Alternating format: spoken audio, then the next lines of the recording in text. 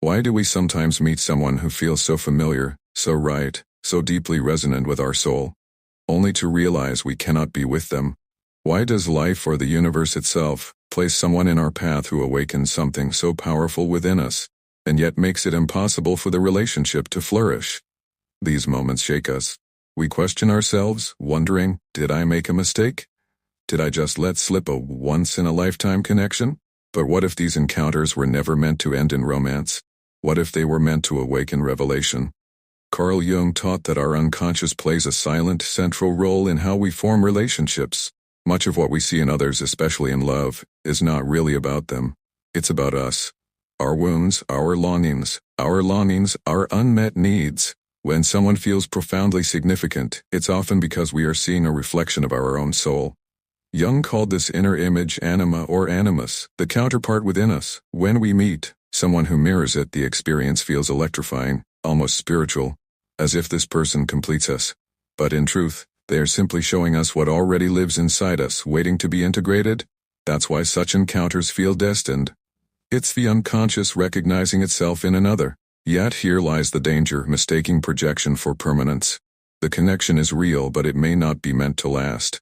Jung also spoke of the shadow, the hidden parts of ourselves we repress, the traits and emotions we exile because they don't fit who we think we are. Often, the people we're magnetically drawn to, but cannot be with, carry this shadow. They embody what's missing within us. If you live by logic, you might be captivated by someone deeply emotional. If you hide your creativity, you may fall for someone who radiates it effortlessly. The relationship may not survive in the real world, but psychologically, it is a mirror, a gift. These experiences are not accidents. They are invitations to integrate what is missing, to face what we've denied, to ask, what part of me have I abandoned? What am I truly seeking through this person? The qualities we admire, or even envy, in someone we cannot have are often the ones we were taught to suppress. Their presence unsettles us because it challenges the identity we've built. But this discomfort is not a warning to run. It's a sign to grow.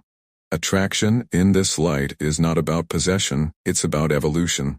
And timing too plays its part. Sometimes you meet the right soul in the wrong season of your life. Jung's idea of individuation, the lifelong process of becoming your truest self, reminds us that growth unfolds in stages. You cannot force a union your soul is not yet ready to sustain.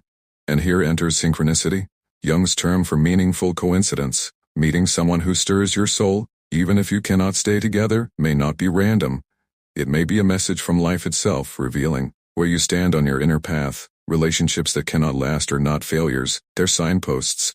They show us what we value, what we lack, and what we are becoming. We often mistake intensity for destiny, believing that because it feels cosmic, it must mean forever. But Jung would remind us, the symbolic is not always literal. The universe may have arranged a meeting, not to write a love story, but to awaken your sleeping self. Destiny doesn't always promise fulfillment, it invites transformation. Letting go then is not failure, it is transformation. In Jungian psychology, loss is often the seed of growth. When you release the hope of being with someone who stirred your soul, you are not discarding them, you are honoring the purpose they served. Such connections exist to awaken us, they show us who we are, and who we might become. As Jung wrote, what you resist persists.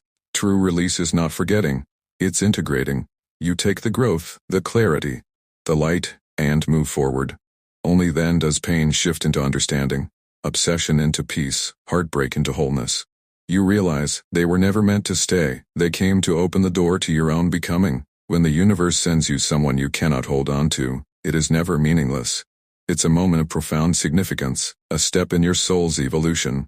Every soul we meet, no matter how briefly, plays a part in our journey toward wholeness.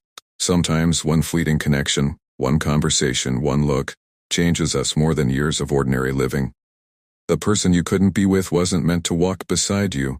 They were meant to turn you toward yourself, because in the end, the universe doesn't just send us people to love, it sends us people to learn from, to mirror what is unfinished within us. And sometimes, the most powerful love story is the one that never arrives, yet leaves us changed forever. So pause and reflect. Who in your life showed you something about yourself, even if they couldn't stay? What part of you did they awaken? Remember, your journey is your own, but you were never meant to walk it alone.